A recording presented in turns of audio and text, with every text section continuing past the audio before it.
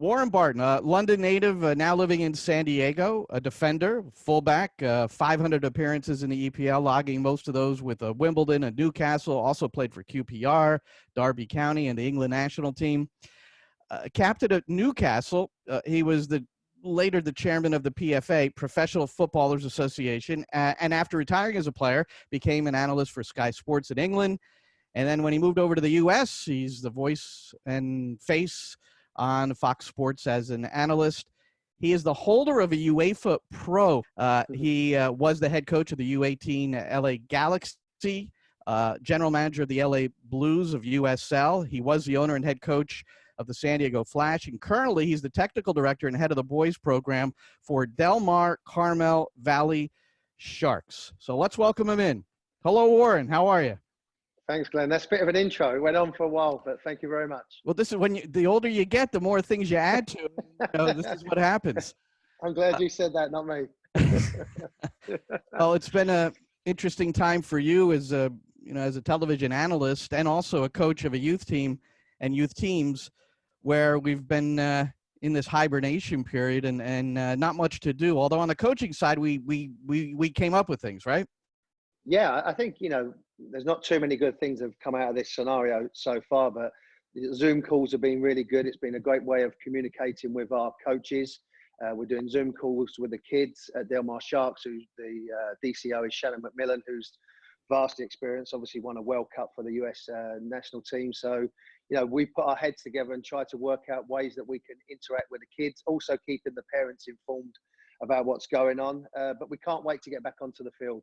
Hopefully in San Diego, Southern California, it's going to be in the near future, smaller groups, and just get the kids outside and for us as well. It's been a real, as you said, hibernating, a difficult time. Also for the young coaches, we've spoken to them that are a little bit unusual to say the least in these circumstances. So we're trying to work our way through it like everybody across the country and everybody in the world.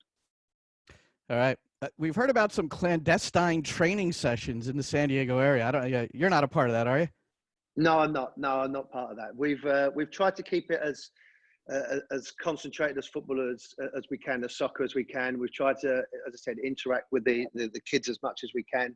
But they're ready to go. And I think our coaches as well, we've really, the 12 weeks or 13 weeks, whatever it's going to be, really utilised every avenue we can to keep, whether it's been on YouTube seminars, whether it's been demonstrations, skill workout on a Friday with the coaches. But we haven't been involved in other distractions, no.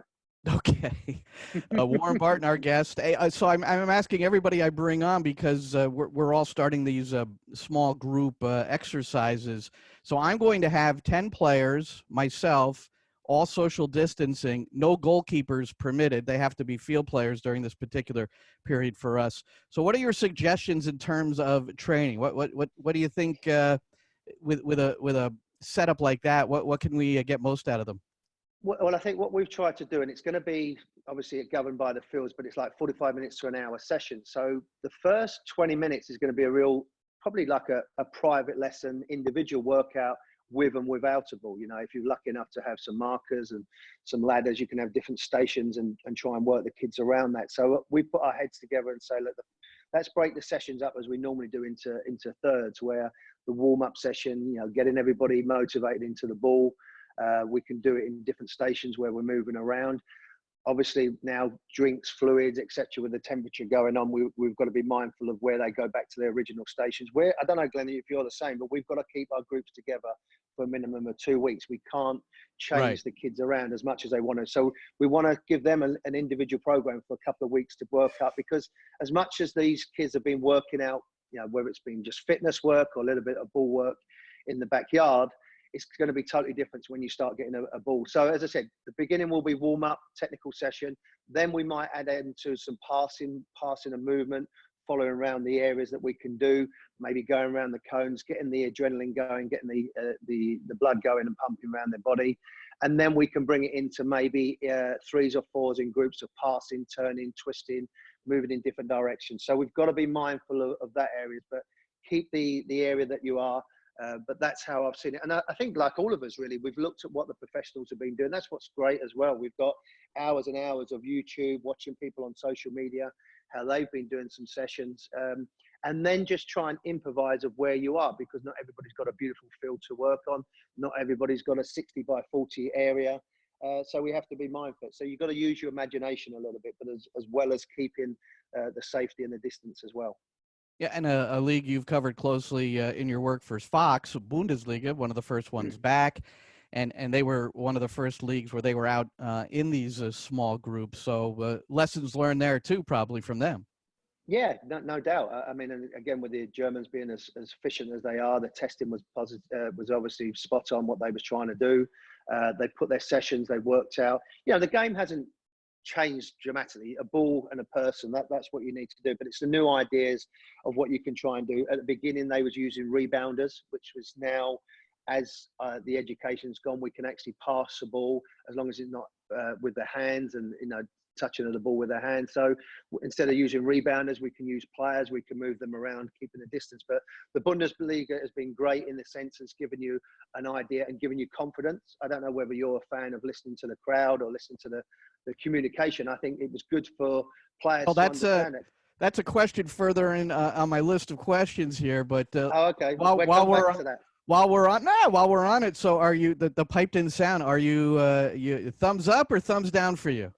But I like to hear, you know, and we try and say to our players, you know, communication, particularly my centre D, centre midfield player, or all players really, goalkeepers as well. So it was good to have that. But then I was watching it the other morning, and with the sound in, yeah, I've grown on me, and I liked it because I can, you know, hear things that's going on. And you know, we had this conversation with a couple of other coaches. Well, is the information that the coach is giving? What, you know, my German's not great, but as soon as the Premier League starts, you can hear things. But I quite like the sound now. It not necessarily the fake cheering and screaming and shouting, but the noise, because it was a little bit echoey. It was a little bit eerie at some points with the stadium. But it's something that we shouldn't forget, because communication is a big part of the game. It's something that the players are going to have to deal with. I remember playing as a young player in the pre-season games and going to some stadiums and it being empty, and it's quite hard to motivate. So it's not only as a viewer watching it, and I like now the sound, but players and what they have to go through, the communication, as I've said, but also to motivate yourself. Because what I think we've learned now, you know, because of corporate TV money, you know, sponsorship money, is great for the game, and it's made the Premier League, the Bundesliga, MLS take it to that next level. But it is about the fans. It is about the people that give the atmosphere and give the adrenaline and give the players the motivation to play and to push that little bit harder and to motivate each other as a player. So, you know, we have learned that the fans are important, and we are missing them at the moment. And I think in the early stages of the Bundesliga, that's been shown. Like the road teams have done quite well, because I don't have the exact stats on that, but it's pretty dramatic. No, I think in the first one it was like 2 wins, 1 draw, and like 8 games away from home. So it's, you know, it was really turned its round. And Union Berlin, who really, you know, thrive on their home fans, you know, and Freiburg really thrive on their home fans. You know, they've missed out. Schalke have found it difficult. The big teams won't, because they won't get too intimidated, you know, when we used to play. But particularly me at Newcastle, 52,000 fans screaming behind us and used to motivate us and sometimes terrify the opposition. They're not going to be around. So it's really had that knock-on effect for the road team, because they can go out and win games. And but that's the way it's going to be there and probably across the world for a while, although there's some discussion about, again, in Germany, about getting fans in the stadium in the not-too-distant future. We'll see how that goes. Warren Barton, our guest, he's an analyst on Fox Sports. That's where a lot of people know you. They just know the pretty face and Warren Barton on Fox Sports. But boy, what a fantastic playing career in England. And I would imagine when you were developing as a boy and trying to forge this professional career, the thought of coming to the U.S. at any moment for soccer did not cross your mind. No, Glenn, I'll take you back many, many years ago. I was at Watford and Arsenal as a schoolboy. So you're talking about like U11, U12. And I chose to go to Watford at the time because they had an outstanding academy. Arsenal was obviously my club as a young player, living in the area, being born only a mile from the stadium, the old Highbury. So it's a tough call, even at 11 or 12. So I went to Watford as a schoolboy and got told when I was 13 I was too small, never going to make it. So, which was very, very hard at a young boy to take. Went down to a local team, a lower division team called Leyton Orient. Again, at 16, told you're not going to make it. And then 2 years later, going to play non-league, represent amateur soccer, and then getting the chance to play for Wimbledon and in the Premier League. And then a couple of years later, representing your country. It's a bit of a fairy tale, but I always realize where I come from and realize how much the game can change. I've not been given a silver spoon from academy and gone through. I've had to fight my way through, and I think that's standing me in good stead in my career. As you touched on, I was the chairman of the PFA, Professional Footballers Association, the union leader. So I understood that people get injured, people have to retire, people's contracts get cancelled. Although I was lucky enough for 18 years, and majority of that was at the highest level playing in the Premier League, I also knew the game comes to an end. So I was ready to start looking into coaching. I've worked with Robbie Mustoe. We did our coaching license together, who works for NBC. We did our A license. Then ultimately was lucky enough to get the pro license. So my career, when I was involved, I never took anything for granted, because as I said, at a young age, I got punched on the nose twice, and come back and bounced, and was able to rack up about 500 appearances, as you rightly said. Played in Champions League, played in cup finals, things that people dream about, and I was lucky enough to live that. And I speak to people like Brad Friedel, Lexi, Eric Ronaldo, John Harkes, these type, Landon Donovan, who's now got the USL team. I loved every minute of it, and I miss it, and want to get involved coaching at the highest level.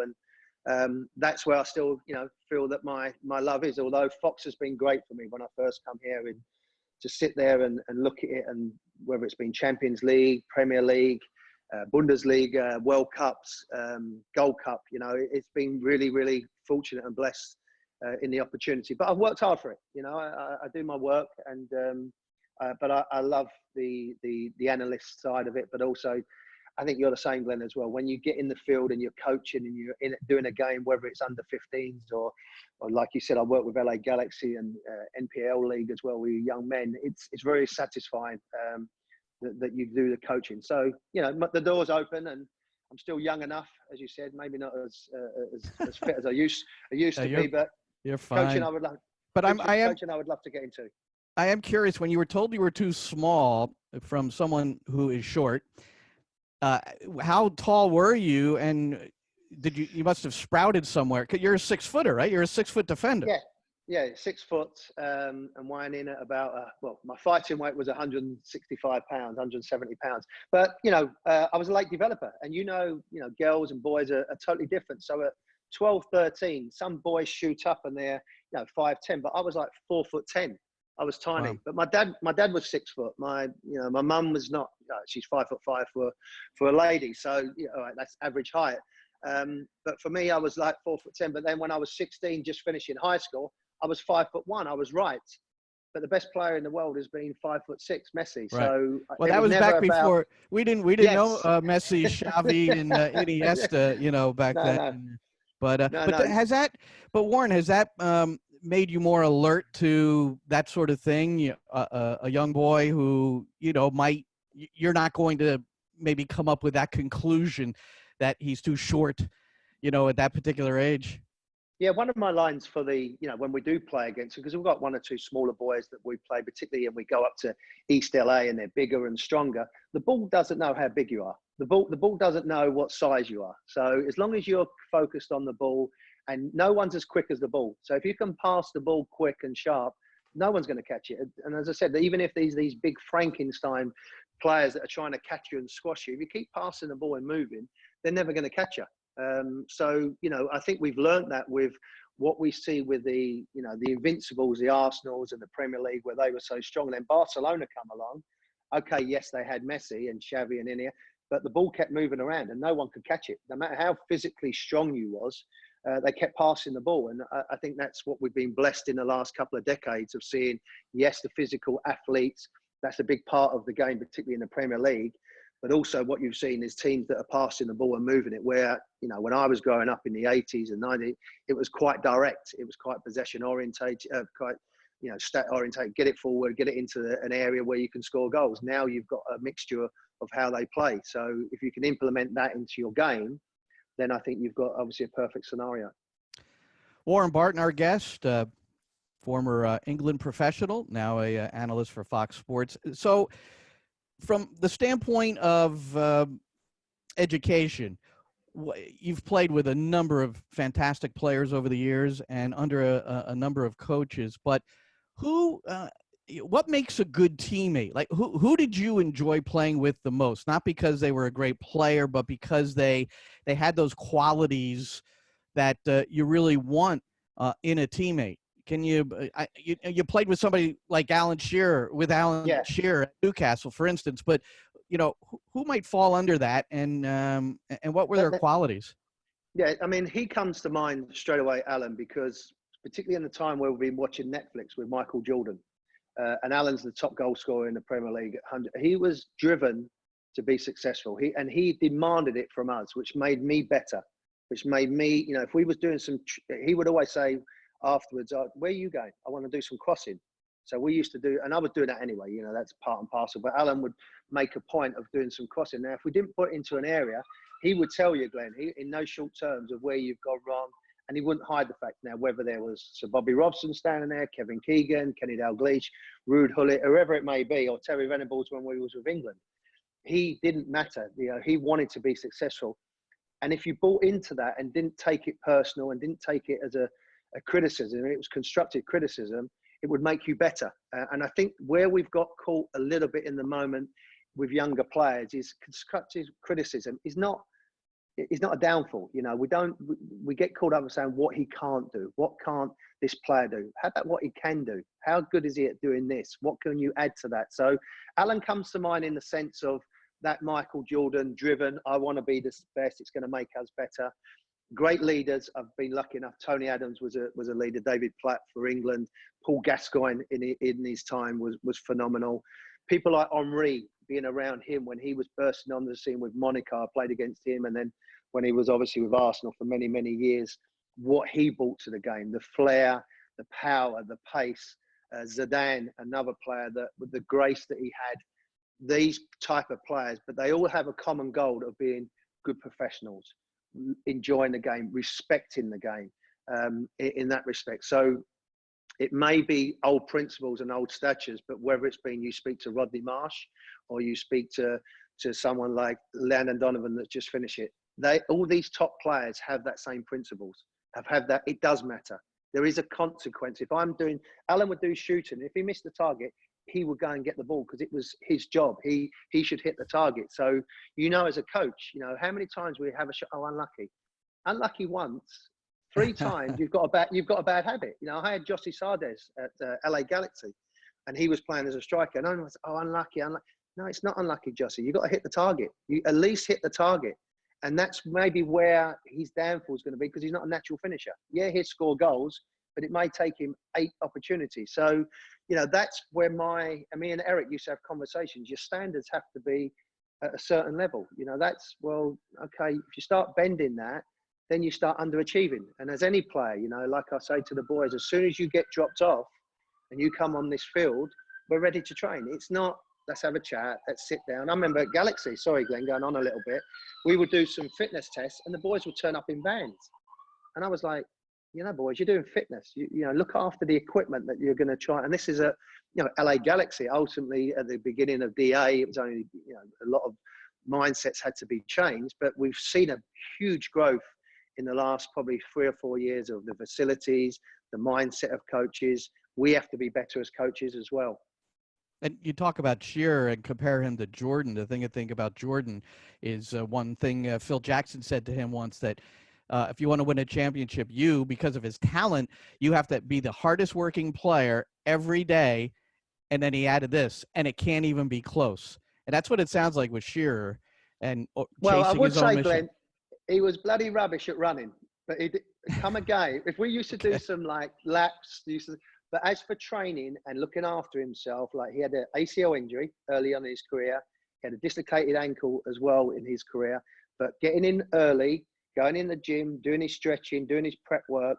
And then obviously, like you said, he said, why do I need to run now? When I starts a game, then I can start running. But we used to do cross countries and I was an athlete. That one thing that I could do was run all day.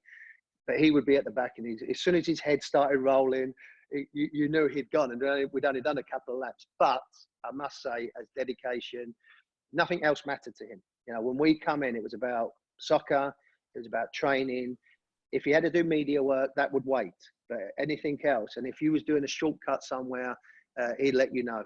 But that was part of our DNA. Well, as long as he kept scoring goals, I guess no one was going to say anything. Yeah, you know? exactly. He got 260 goals, but you know, lucky enough, David Ginola, we had Tino Asprilla, we had players from all over the world, but we all had a common goal: Stuart Pearce, John Barnes, Ian Rush. We would all do the same thing, and that's why the younger players, Steve Caldwell now, who does a lot up in Toronto, we give him the education. It wasn't Sir Bobby or Kevin Keegan. It was us, and that's the same when I had a senior player, that they would do the same. So, and I say that to my boys, my 03s and 02s.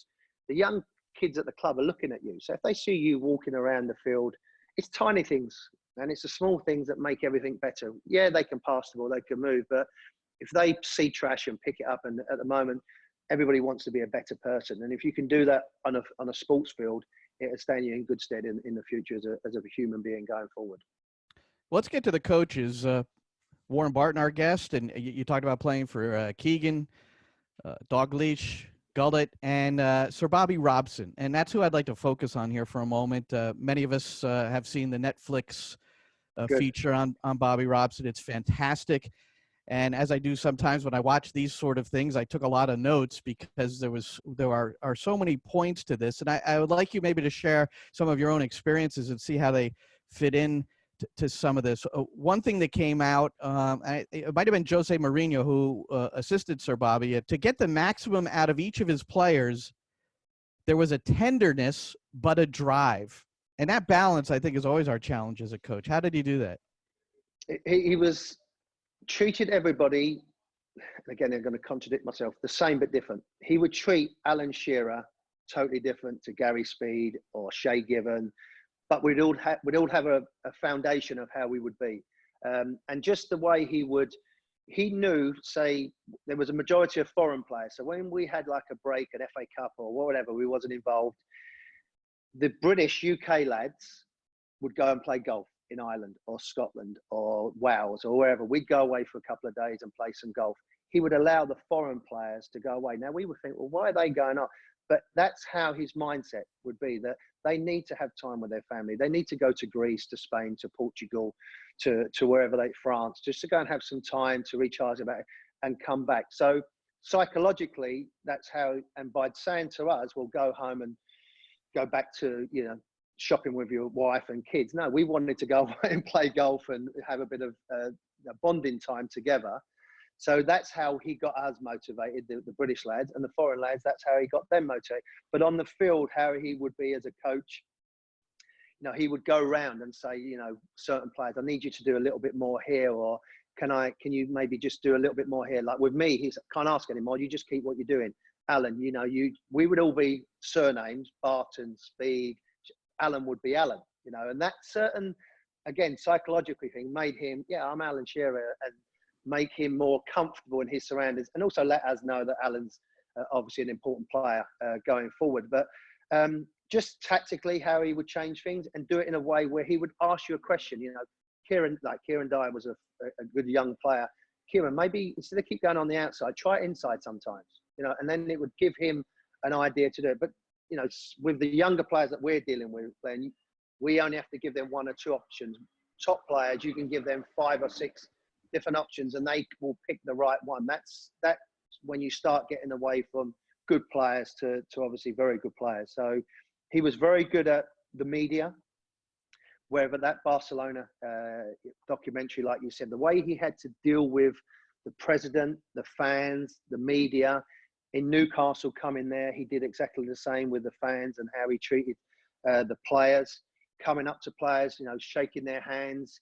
He would talk to you, Glenn, for 3 hours, talking soccer, non-stop. We'd be playing at Anfield, waiting to get on the bus to come home. He'd be talking to a journalist, talking to a fan. It's like, come on, Gaffer, we've got a plane to catch. We're trying, but no, he would give people time and talk about the game, and it just oozed. And there's lots of examples with Bobby, how he was. And And that's where I've took most from him. With Ruud Gullit, his personality and Dutch, and his idea of it's not Dutch, it's not much. So he would say to us, you know, you can't do this, you can't do that. So I learned good things off of Ruud. You know, tactically he was very good, but man management, he was poor. And that's what let him down at Galaxy. I spoke to Lexi about that. And that's what's let him down as a coach sometimes. But a wonderful, a fantastic player. But Bobby just had a certain way, Glenn, of understanding different personalities and treating people differently. And if those who haven't seen the documentary, Pep Guardiola, there was at Barcelona, there was a match where Barca was down 3-0 to Atletico, came back to win 5-4, and Guardiola said that's when he wanted to become a manager after that game, the way Robson handled everything. You know, that's pretty impactful. You're just saying that. The hairs of my arms have stood up because, you know, we was in a funk when he first took over, Bobby. And he walked up to us on Thursday and shook our hands and just spoke to us like men, like professional athletes. And we beat Sheffield Wednesday 8-0. And, you know, we've been in a funk. We could have got relegated that year.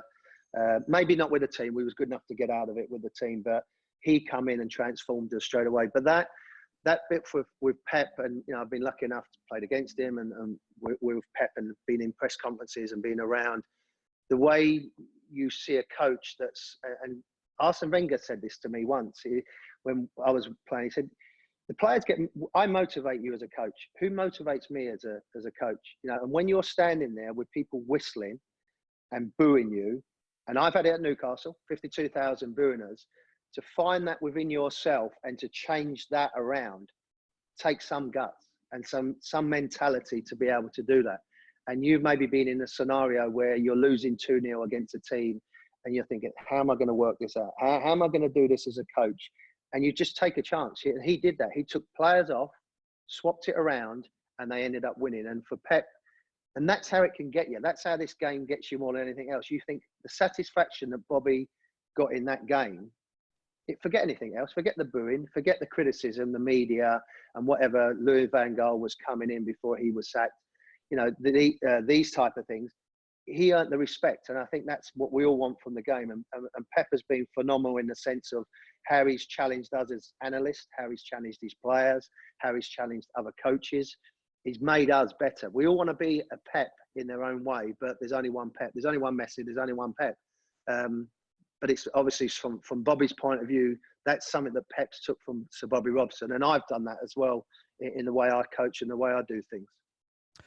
All right, Warren Barton with us, former defender. So you're a fullback. And I'm curious, as you watch the game now, what you think of modern day defending, and not necessarily the zonal concepts, that kind of thing, but the individual, you know, the technical ability to defend, the drive to defend in those situations.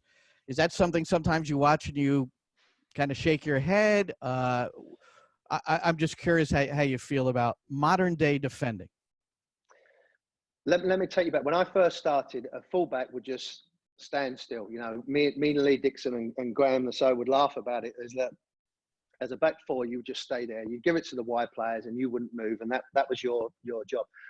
Glenn, I couldn't defend. I was more of a forward-thinking player. So I used to play against a Ryan Giggs or a Harry Kewell, and I would say, how good are you defending? Let me try and push you that way. So my first thought as a defender was to try and make you defend. And was Kevin Keegan, we was called the entertainers, and both fullbacks went forward, and we had to try and express ourselves going forward. No one else was doing that in England, were they? No, I mean, and, you know, he used to say, I want you like a fiddler's elbow, up and down. And, you know, I'll judge you on how many crosses you get in, not how many crosses you stop. What I think of defending now is obviously, and going way back, Bobby Moore used to intercept every ball. Very, very rarely you see a legend called Bobby Moore be on the floor making a last-ditch tackle. He would always try and intercept it. And, you know, the boy at Liverpool, Van Dijk, he intercepts a lot at the moment and doesn't really have to go on the floor and throw his body in front of it. So I think defending's an art, and there's ways that the game has progressed. Maldini, you've had him on your Sirius Radio with him, what a defender he was. He could do both. What I think we are missing is that desire to throw yourself in front of the ball, whether it's a block, that desire to run with your opponent, your desire to communicate with your back four or back three or your goalkeeper. So the game has evolved. Defending has evolved, where you now intercept a lot of the balls rather than crunching tackles and flying into full-blooded tackles. You have to, but what has gone out the game is that little bit of desire to run back and help, that little bit of desire to tuck in that five feet that's going to make it better, open your body up, that type of thing. It's easy just to say, I'm here. And as soon as you do that as a defender, you sigh and go, you're in danger, because a good forward will be making that run. They're waiting for you to switch off so they can go inside. So I do sometimes look at defending and think, wow, but also forwards trying to defend, showing people inside. Your best line of defense, I've always said, is your forward line, because they show people inside or show them outside or make whoever's got the ball put a little bit of pressure on them. So right. Defending goes there. But yeah, I do sometimes, Glenn, as a natural defender, think, wow, you could have done a bit better there. Like going up for a header and turning your face. I'd rather you not do it. I'd rather you not go up and try and challenge for a ball. Well, those might be the situations I think about more than ever in the area. Balls in the area, the marking or lack thereof, and how many goals are scored on the weak side where the players are blind to the player running in, and which seems to be fundamental. What would you say that was then? If I'm a fullback and I say that to some of my fullbacks, is what do you think it is? Well, how you say, like you said, on the blind side, why is that? And I'll see, I'll come along and join in. It's body position. It's just a matter of, to me, that's technical defending, is that where you have to position your body in order to see the player, see the space, and see where the ball's coming from.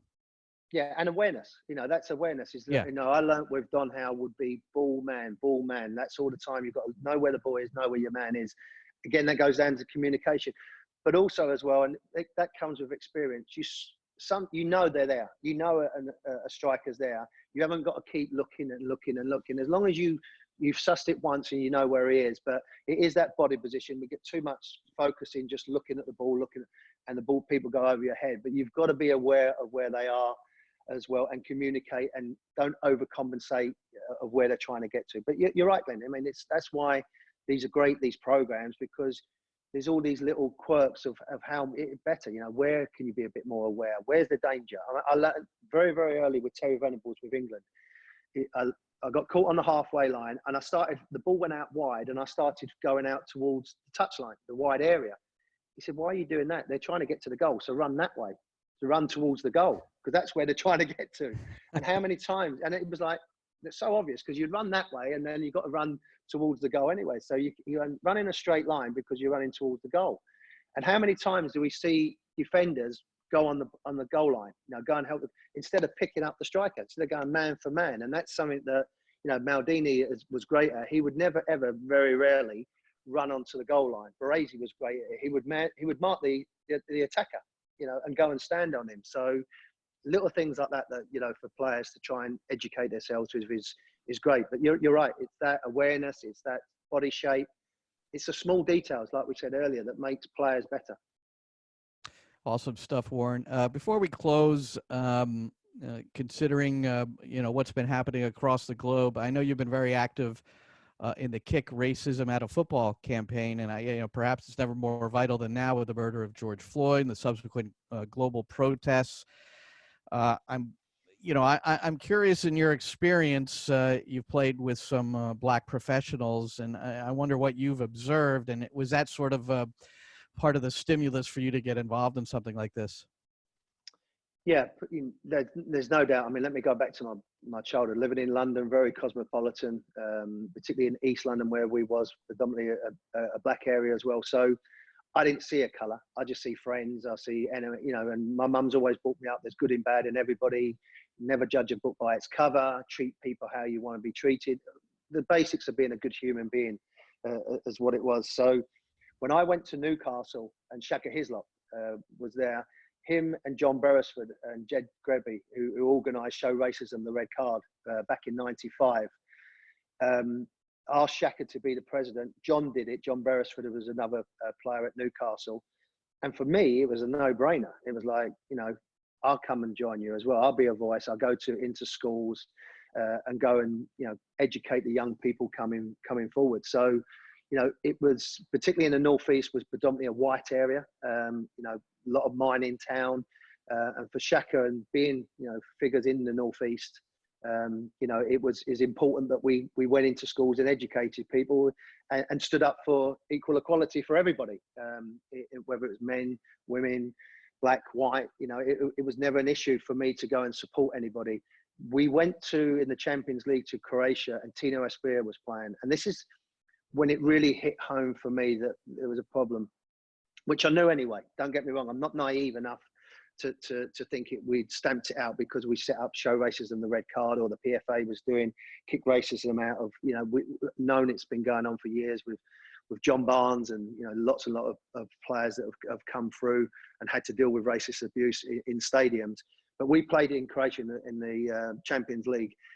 And I've never heard this before, but I'm not talking about a small fraction. I'm talking about a whole 40,000 people, it felt like, was doing chants towards Tino Asprilla as a black player, the monkey chants. And we looked at Tino and we all done a huddle beforehand, and he went out and he was phenomenal. It drove him on and quietened everybody.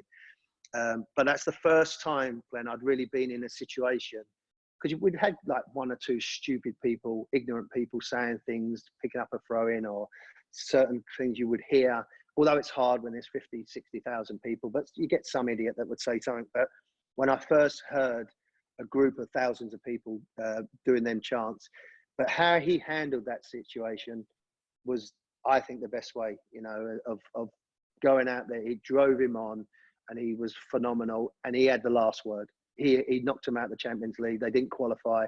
We went on, and he was phenomenal in that respect. There's a lot of hard work to be done, not only in the US. You've seen protests all over the world. And for me, as I said, as a white man, I wouldn't even try and patronize people by saying what they're going for, because I've got no idea. But all I can do is show support. And I think that's what has come through in this difficult time, where you've seen everybody out on the streets, everybody looking to help out, whether it's on social media or actually walking along the streets and protesting. And it needs to change. It should have changed 10, 20, 30 years ago, but now it's got to change, and people have got to have a different mindset. But I think us as white people have to look at ourselves, and how do we judge people? How do we look at a person? As I said, when I look at Shaka, Gary Speed, Alan Shearer, I don't Les Ferdinand, David Ginola, I don't see a colour. I just see a person. Now, whether it's a good one or a bad one, I just see a person. And I try and do that with my young boys. My wife is half Chinese, half from Trinidad. So, I've got a mixture there, but that's not a problem to me. But it is a problem out there, because obviously what we've seen in recent years. And as I said, don't think that this is going to stop now. It's got to be everybody involved. But it's a serious thing, and sport can change that. We've seen that with Jesse. We're at armband. You've seen the kneeling before games. Let's stick together and make a point. We've had to get through this pandemic, which has been, hopefully we never go for anything like this. And then we've had this as well come along, that we have to stand up for and work together to get through this. All right, Warren Barton, native of London, and you land in the States in San Diego? I mean, why not New Jersey, man? You could have come to Jersey. Yeah, it's the weather, the freezing cold. It was. No, we've done a little bit of homework, and we've had friends in Los Angeles. But San Diego, as I said, we get 364 days of the year. I love a bit of sun. We're very lucky. My wife's got a successful interior design business in San Diego, in Del Mar. Yes, my work was in Los Angeles with Fox, but I'm very, very lucky. I had a great career, had a lovely life in London, but it was time for a change for my family. And I think I've ended up in probably the best place in the world at the moment. So yeah, life's good, although in these difficult circumstances. We've got USL team with Landon, Donovan as well, and Shannon McMillan's involved there. So we've got professional soccer, the Padres, the Chargers left, but that's life. But yeah, New Jersey, it was on our list, Glenn, but we overlooked that, because I know we've got you and Tony Manone. I don't want to be stuck with people like you, so I thought I'd come to a bit of sunshine. No, I've been to the Polo Grounds quite often with my teams, and that's always. I remember the first time I went there, I went left instead of right, and I got to the Pacific. It's the first time I saw the Pacific Ocean from the cliffs, And yep, I almost didn't go home, but you know. Yeah, yeah, yeah. I can say that's my workout every morning, so I make you jealous. All right. Warren Barton, he's an analyst for Fox Sports, holder of a UEFA Pro license, the technical director, head of the boys program at Del Mar Carmel Valley Sharks Youth Soccer Club. Warren, it's really been fun chatting about the game, and I wish you all the best and get back in the studio and get back out on the pitch. Hopefully this happens soon. Glenn, it was a pleasure, and it's great work. And again, not being patronising, but I listen to a lot of your programs and all the people that come on from all the different clubs and areas. It's really educating. I think it's important that we keep banging the drum. But as coaches, we need to get better. We need to improve. Yes, I've done my pro license, but that doesn't mean that you know it all. You've got to keep working. But appreciate everything that you do, and just keep going, because this game is growing, and we've got a great time ahead with these young players, and I'm sure we're all going to be successful. So it was an absolute pleasure. Thank you, Warren. Hopefully see you soon.